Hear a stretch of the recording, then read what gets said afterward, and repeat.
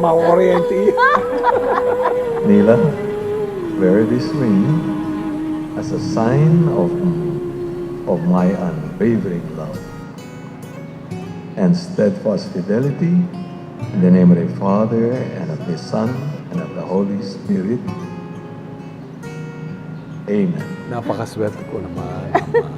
At ikaw na akin ang waswit. Thank you for being very thoughtful wife and loving wife. Hindi lang sa akin, pati sa ating mga anak. Di na tayo mag-iisa, o aking sinta, mahal kong sinta. Kay lakas ng ulan, kay ganda mong tingnan, kailan pa kita nakilala.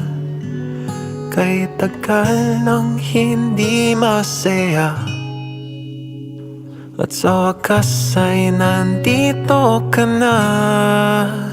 Kay ganda ng langit at ng iyong mata, sa gitna ng ilaw ng ating syudad. Sa ngayon, bukas at noon, buong buhay ko, ako'y sayong sayo. Times a For, day. for the many years that we've been together, you've been the most kind and loving husband. You forgiving us for being us together for the past 45 years and beyond. Wow. Amen.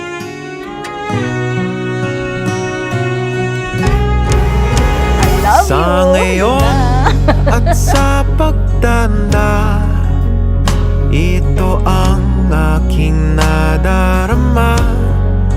Itahan mo ko sa tuwian mo, bibigay ang gabay para habang buhay. Kahit kailan, ganito o ganyan, pangakong ako ay nandito lamang, at wala na akong hahanapin pa. O kay ganda ng langit at ng iyong mata, sa gitna ng ilaw ng ating syudad, pwede ba o giniwag ng mag-iiba? Nangangamba palagi ng nag-iisa, sa wakas nahanap ang aking tahanan sa'yo. Bubuhay ko hanggang dulo, ako'y sayong sayo. You still have a lot on your plate to grapple with as a married couple, Carlo and Nila.